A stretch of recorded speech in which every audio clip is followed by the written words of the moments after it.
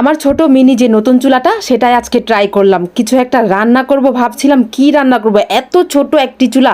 হয়তো এখানে মোবাইলে বড় দেখাচ্ছে, বাট আমি চেষ্টা করলাম যে এই ছোট্ট চুলাতে কি রান্না করা যায় আজকে, আর কি ট্রাই করা যায়। তো যাই হোক, আমি কিন্তু রান্না করার আগে প্রথমে ছাদে গিয়ে, যেহেতু এখন বৃষ্টির পানি জমে থাকে আমার গাছগুলোতে, তো পানিগুলো ফেলে দিয়েছিলাম, যেহেতু ডেঙ্গু মশা হওয়ার সম্ভাবনা থাকে।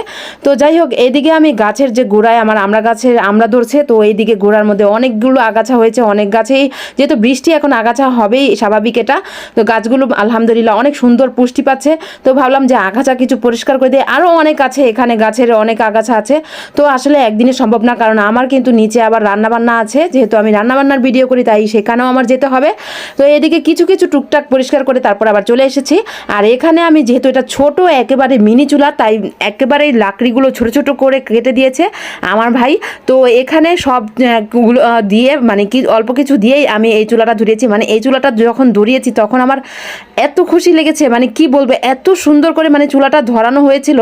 মানে যখন আমি ধরাছিলাম তখন আমার কাছে এত খুশি হচ্ছিল, এবং সবাই কিন্তু আমার মা বোন, আমাদের পরিবারের সবাই মোটামুটি দেখে অনেক খুশি হয়েছিল যে এত ছোট একটি চুলাতে এত সুন্দর করে আগুন জ্বলছিল। মানে অবাক হয়ে যাচ্ছিলাম যে এত সুন্দর করে। যাই হোক, টুকটাক মাছ ভাজা, নুডলস রান্না, ডিম ভাজা, মানে টুকটাক যত মানে রান্নাগুলো আছে সেগুলো কিন্তু এই ছোট চুলাতে আলহামদুলিল্লাহ অনায়াসেই করা যাবে।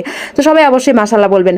তো এইদিকে আমি রান্নাবান্না শুরু করে দিলাম। তো প্রথমেই মাছগুলো ভেজে দিচ্ছে। এখানে কিন্তু এটা আমার ভাগ্নেদের জন্য, ওরা যেহেতু তরকারি খায় না, তো প্রথম বললাম যে আমি মাছ ভাজার ভিডিওটা করি, তারপর আমি নুডলস রান্না করব। নুডলসটা সিদ্ধ জাস্ট, আর কিছু না, সুপি নুডলস বানাবো, আর কিছুই না, বিনা ঝামেলা। যাই হোক, আমার এই ছোটো, আপনাদের কাছে একটু অনুরোধ, আমার এই ছোটো ছোটো এই সিম্পল ভিডিওগুলো ভালো লাগলে অবশ্যই সবাই আমার চ্যানেলটিতে একটি সাবস্ক্রাইব করে আসবে, আমার পেজটিতে একটি ফলো দেবেন, অবশ্যই সবাই লাইক দিয়ে কমেন্ট করবেন যে আমার আজকের ভিডিওটি কেমন হয়েছে। আর এই তো আমি এখন নুডলস রান্না করার জন্য এটা বসে দিয়েছি। তো যাই হোক, এখন নুডলসগুলো দিয়ে আমি পানি দিয়ে নুডলসগুলো দিয়ে দিয়েছি। 3 প্যাকেট নুডলস রান্না করব, যেহেতু আমরা এটা সকালবেলা এই ভিডিওটি করেছি, তাই পেটে আসলে সকালবেলা তেমন কিছু খাওয়া যায় না, তাই যাই হোক কম করেছি। তো এইদিকে নুডলসগুলো দিয়ে মশলা দিয়ে ভালো করে সিদ্ধ করে নিয়েছি। মানে এত সুন্দরভাবে পারফেক্টভাবে হয়েছে, মানে কি বলবো, আগুনটা দেখেন এত সুন্দর করে জ্বলছে, মানে একটুও মানে ঝামেলা হয়নি, কোনো ঝামেলা হয়নি। আর আমি এই চুলাটা এজন্যই করেছি যাতে ছোটোখাটো কোনো কিছু ভিডিও বা রান্নাবান্না কোনো কিছু যাতে আমি যখন করি তখন কিন্তু বড় চুলাতে অনেক অসুবিধা হয়ে যায়, তখন আমি ছোটো চুলাতে যাতে সুন্দর মতো ভিডিওটা করতে পারি, এই জন্য আমার আসলে এটা বিশেষ করে করা। আর অনেক দিনের একটা শখ ছিল যে এরকম একটা ছোট চুলা বানাবো। তো এই তো নুডলসটাও কি সুন্দরভাবে পারফেক্টভাবে সিদ্ধ হয়ে গেছে। কালো দাগটাও কিন্তু খুবই কম পড়েছে, এখন আর উপর দিয়ে কালো দাগ পড়ে নাই, কারণ বড় চুলাতে এই ছোট ছোট জিনিসগুলো দিয়ে রান্না করলে উপর দিয়ে কালো দাগ পড়ে যায়, এই জন্যই এই ছোটো চুলাটা বানানো হয়েছে। তো কেমন হয়েছে আজকের ভিডিওটি অবশ্যই সবাই কমেন্ট করে জানাবেন। আর এত সুন্দরভাবে পারফেক্টভাবে সব কিছু হয়েছে।